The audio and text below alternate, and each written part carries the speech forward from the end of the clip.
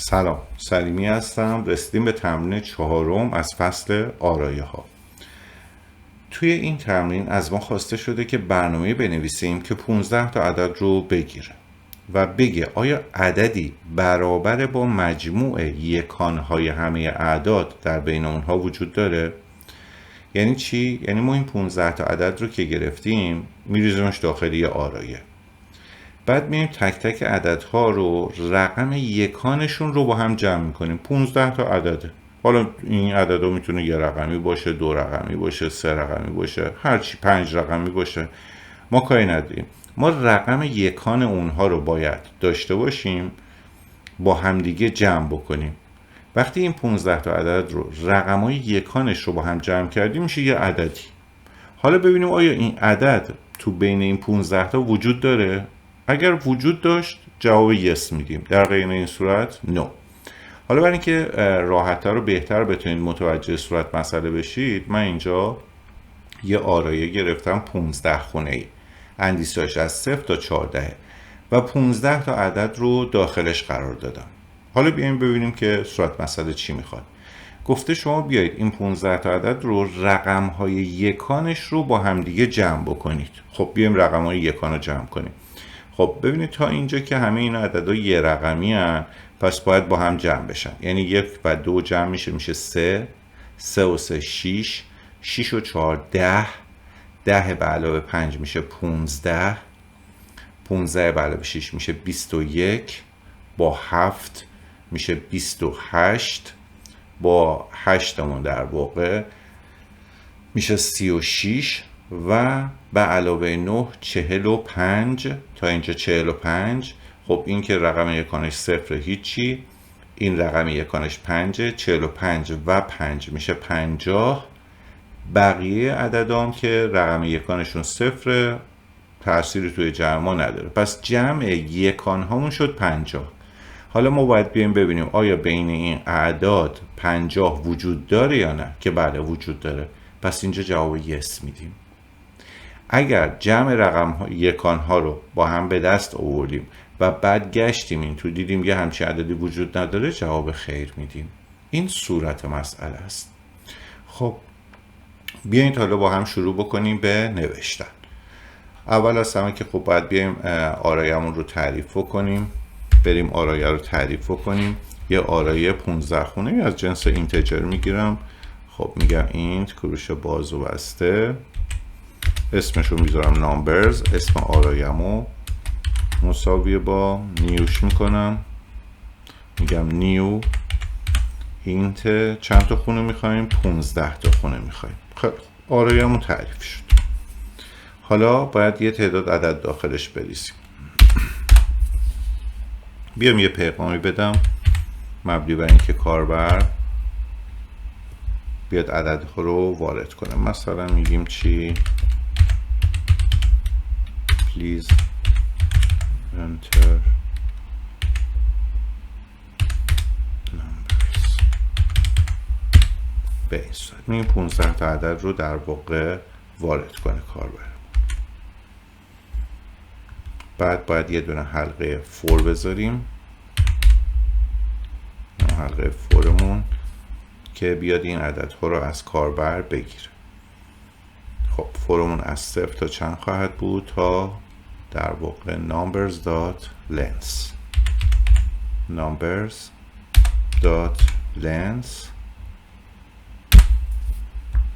و داخل بیایم یکی یکی عددها رو بگیریم. حالا میتونیم قبلش هم یه پیغامم بدیم، مثلا بگم console.write. اینجا به فرض یه دونه علامت دلار بذارم من. خب چه پیغام میگیم؟ enter number، اینجا مثلا به علاوه 1 و در کوتیشن. خب حالا بیایم عدد رو بگیریم بریزیم داخل آرایه‌مون.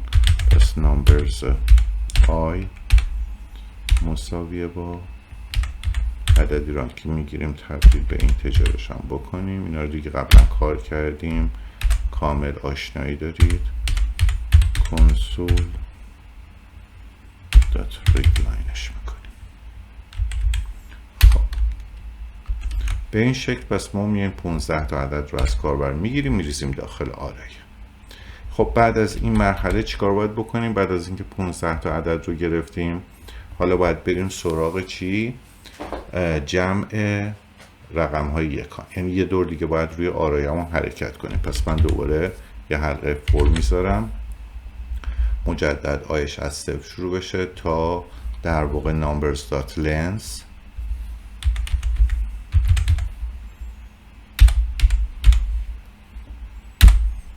بله. خب الان تک تک عدد ها دقت کنید. بریم توی شکل. فرض کنید مثلا فرض کنید این عدد بخوایم رقم یکانش رو به دست بیاریم، چیکار باید بکنیم؟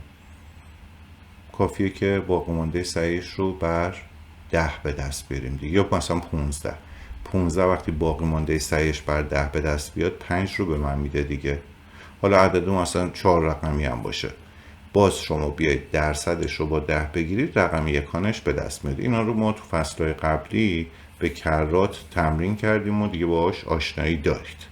پس من میام تک تک خونه هامو درصدش رو با 10 میگیرم، با یه مثلا متغیر سامی جمع میکنم برای اینکه بتونم جمع یکان هام رو به دست بیارم. خب پس بریم توی برنامه، میگم numbers آی رو بیا چیکار کنه؟ درصدش رو با 10 بگیره و بعد اون رو بریزه داخل چی؟ یه متغیر سام. پس من یه دونه سام تعریف بکنم، قبل از حلقه مقدارش رو در واقع صفر بدم، یه اینت سام تعریف میکنم، مقدار اولیش رو صفر میدم و بعد میگم که سام مساوی با سام به علاوه حالا اون رقم یکانی که دارم به دست میارم به این شکل. فقط یه نکته اینجا وجود داره، اونم اینه که احیانا اگر این عددی که توی خونه آرایمون هست یه عدد منفی باشه، من وقتی که میام اینجا در واقع درصدش رو با 10 به دست میارم، به من چی میده؟ یه عدد منفی میده. پس بهتره که من بیام اول این عدد رو مثبتش بکنم، یعنی نامبرز آی رو مثبت بکنم، بعد بیام درصدش رو با 10 بگیرم. که اینو میتونیم حالا مثلا از کلاس مت هم استفاده بکنیم، بگیم mat.abs. abs هم ابسولوته که وقتی یه عدد مثبتی رو بهش بدی مثبت برمیگردونه، وقتی منفی بدی مثبت برمیگردونه. پس اینطوری میتونیم خیالمون راحت باشه که اگر احیانا عددی یا عددهایی توی آرایمون داشتیم که منفی بودن، وقتی که میایم باقی مانده صحیحش رو با 10 میگیریم به همون یه عدد منفی خواهد داد. پس من میام اول عددا رو مثبت میکنم، چون رقم یکانش برام مهمه دیگه. مثلا منفی 123، خب رقم یکان این 3 از نظر من، پس من میام منفی 123 رو 123 در نظر میگیرم که وقتی باقی مانده صحیحش با 10 به دست اومد بشه 3. این کار رو برای ایگل انجام دادم که اومدم از متد ابسولوت استفاده کردم. یعنی ابسولوت یک متدیه متعلق به کلاس مت که میتونیم با استفاده از اون هر عددی رو که بهش میدیم اون رو مثبت ازش تحویل بگیریم. خیلی خوب. پس توی این حلقه ما چیکار کردیم؟ اومدیم جمع یکانهای تک تک عددهامون رو به دست آوردیم، ریختیم داخل سام. حالا حرکت بعدی چیه؟ حرکت بعدی اینه که بریم ببینیم که خب ما وقتی جمع این عددها رو، رقمها رو در واقع به دست آوردیم، رقمهای یکان رو به دست آوردیم که توی این مثال ما وقتی اومدیم یکانها رو با هم جمع کردیم شد 50. حالا من باید ببینم که آیا عدد 50 توی این آرایه من وجود داره یا وجود نداره. اگر وجود داشت که دیگه اعلام کنم yes، اگر کلا وجود نداشت بگم no. پس دوباره باید روی تک تک این خونه ها حرکت کنم. مجدد نیاز به یه حلقه دارم که این حلقه روی تک تک این خونه ها حرکت کنه. من تا اینجا خب شما توی فصل مربوط به حلقه ها یاد گرفتید دیگه. این وسط کار یهو ممکنه مثلا این عدد 50 اینجا باشه، وقتی من باش برخورد کنم اینا مثلا فرض کن جمع یکانم شده بود 50، عدد 50 اینجا وجود داره. پس دیگه نباید بقیه خونه ها رو برم چک کنم. یعنی اینجا من نمیخوام الان از حلقه فور استفاده کنم و بعد مجبور بشم که بریک بذارم بیام بیرون، چون قبلا راجعش صحبت کردیم که حتی امکان از بریک استفاده نکنیم به دلایل مختلف. پس من میام به جای حلقه فور یه حلقه وایل میذارم که روی تک تک خونه ها حرکت کنه و زمانی که اگر احیانا به اون جواب رسیدیم دیگه سایر خونه ها چک نشن. خب برای این کار چیکار میتونیم بکنیم؟ بیایم در ادامه برنامه. من میام اینجا یه دونه متغیر بولیان تعریف میکنم. میگم مثلا بولیان مثلا exists، یعنی مثلا وجود داره یا نداره. میتونیم مثلا بگیم is exist، فرق نمیکنه. اینو فعلا مقدار اولیه‌اش رو فالس میدم. یعنی چی؟ یعنی میگم آقا تا الان که چیزی پیدا نکردم، اون عدده رو پیدا نکردم. اوکی؟ خب حالا چون میخوام حلقه وایل بذارم یه ایندکس هم برای آرایم میخوام دیگه. پس میگم int مثلا ایندکس، اینو مقدار اولیه‌اش رو چند میدم؟ 0 میدم. این کارو من بذارم.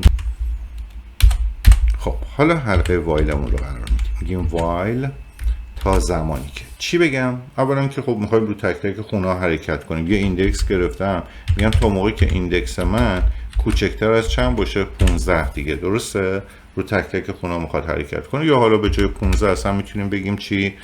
numbers dot length، تا طول آرایه اینو حرکت کنه. و تا کی این حرکت رو ادامه بده؟ تا موقعی که تا موقعی که در واقع exists من مقدارش چی باشه؟ false باشه. پس میتونم بگم exists مساویه با مقدار چی داشته باشه؟ false داشته باشه.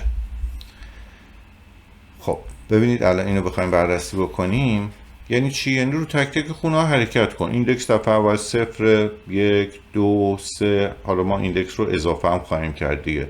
داره روی آرایه حرکت میکنه، تک تک خونه ها رو میخوایم چک کنیم.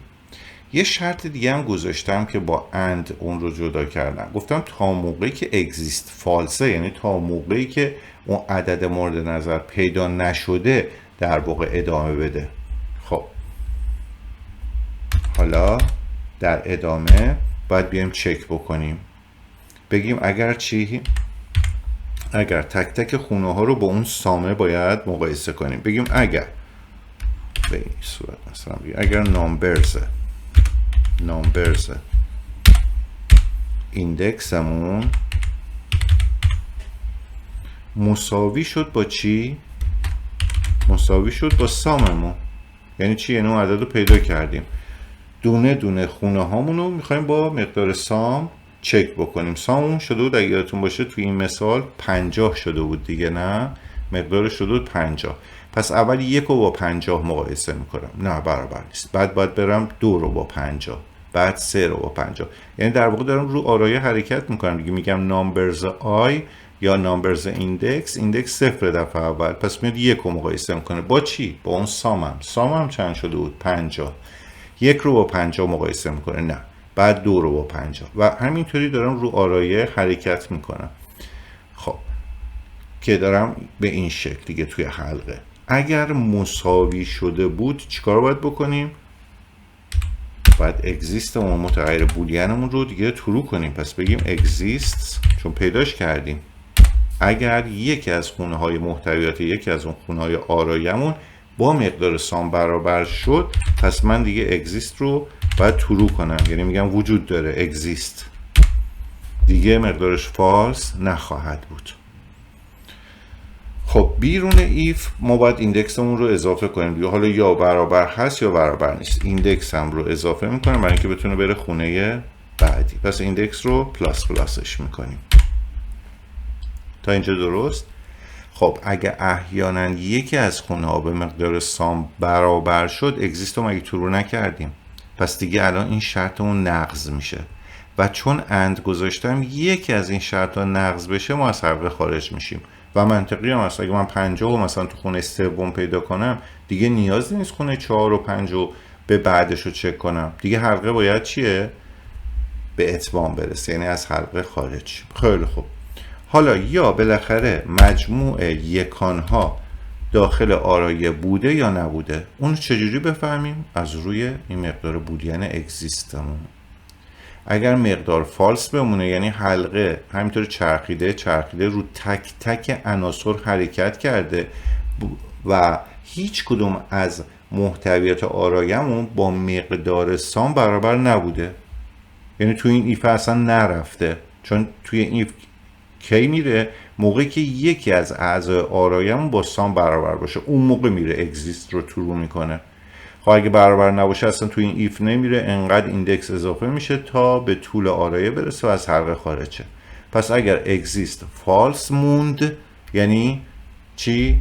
یعنی اون عدد رو تو آرایه پیدا نکردیم. اگر ترو شده بود یعنی چی؟ پیدا کردیم. پس اینجا من یه ایف میذارم بعد از حلقه، موقعی که حلقه تموم شد میگم ایف اگر اگزیست، حالا میتونیم مساوی با تروش هم بنویسیم، میتونیم ننویسیم. برای خانایی من مینویسم برای اینکه ببینیم. خب اگر ترو بود یعنی آقا ما اون جمع یکانایی که به دست آورده بودیم یه عددی تو آرایه‌مون بود که با اون جمع یکانها برابر بود. پس یه پیغام میدم، مثلا فرض کنید که میگیم که yes مثلا number ساممون مثلا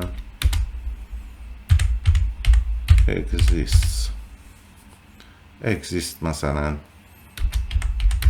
این دهری وجود داشت توی اون آرایمون، چی وجود داشت به این صورت. اینجا دبل کوتیشن رو ببندیم. خب تو الزش هم که میگیم دیگه اگر اگزیست اون فالس مونده بود یعنی چی؟ یعنی وجود نداره دیگه. درسته؟ اینم باز یه پیغام دیگه بهش بدیم به این شکل، مثلا بگیم که no مثلا there is no مثلا number equal to the مثلا sum of مثلا unit digits وجود نداشته دیگه. حالا این هم میتونیم سامون هم اینطوری بنویسیم برای اینکه خانایی بیشتری ایجاد کنم. من این پرانتزارم بذارم این ده اری بفرست یه همچی چیزی. خیلی خوب، بریم یه بار برنامه رو با هم اجرا بکنیم. یه بار میخوام این عدد رو بدم، یعنی 1 2 3 4 5 6 7 8 9 10 15 20 30 40 50 15 تا عدد. یه بار برنامه رو اجرا بکنیم، بیایم این عدد رو بدیم. خب تا برنامه اجرا میشه چیکار کردیم؟ 15 تا عدد رو گرفتیم، ریختیم داخل آرایه. بعد از اون اومدیم با یه حلقه مجزا چیکار کردیم؟ رقم‌های یکانشون رو هم به دست آوردیم هم با یه سام جمع کردیم، سامی که قبلش مقدار 0 داده بودیم. پس توی این حلقه چیکار کردیم؟ رقم‌های یکان رو خطا داریم. بذارید ببینیم که کجا خطا داریم. اینجا پرانتز آکالات باید میشد. دیگه چی؟ جای دیگه ای داریم؟ یه بار دیگه اجرا کنیم. خب اینجا بودیم. پس ما اومدیم چیکار کردیم؟ رقم‌های یکان رو به دست آوردیم با درصد، باقی مانده سعیش رو بعد 10 گرفتیم و با سام جمع کردیم، ریختیم توی سام و بعد وقتی اومدیم بیرون یه حلقه قرار دادیم، رو تک تک خونه ها حرکت کردیم ببینیم آیا این سامه با یکی از اعضای آرای ما برابر میشه یا نه. از یه متغیر بولیان استفاده کردیم، مقدار فالس دادیم. اگر پیدا شد تروش کردیم. جزء شرطمون هم اگزیست ترو هم یعنی فالس رو گذاشتیم که اگر ترو شد دیگه ادامه نده، سایر خونه ها رو چک نکنه. خب حالا بریم در واقع چک بکنیم.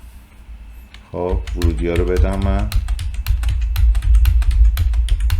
9 بود، بعد مثلا یه 10 داشتیم، به فرض یه 15 داشتیم، 20 30 40 و 50. خب این مجموع عددهایی بود که داده بودیم که مجموع یکانهاشو که به دست آوردیم شد 50. 50 هم که داخل آرایمون داریم. انتر که بکنم میگه yes the number فلان exists توی آرایه، یعنی جواب رو درست داد. یه بار دیگه برنامه رو اجرا میکنیم. خب من همون عددا رو میدم، یه تغییری میدم که دیگه جمع یکانا رو که به دست میاریم داخل آرایه نباشه. پس 1 2 3 4 5 6 7 9 به فرض اینم 10 میدم. بعدی مثلا مشابه قبل 15 و 20 و 30 و 40 و خب حالا ببینید الان تا اینجا که ما میدونیم جمع همه اینا شده 50. من مخصوصا 50 و دیگه جزو عددا نمیدم، مثلا 60 رو میدم. پس جمع یکانا مثل تمرین قبلی شد چند؟ 50. ولی 50 دیگه توی این عددا اصلا وجود نداره، پس باید جواب 9 به ما بده و همونطور که ملاحظه میکنید جواب 9 رو به ما داد. پس به این شکل ما تونستیم این تمرین رو حل بکنیم. خب بسیار عالی، خسته نباشید تا ویدیوی بعدی.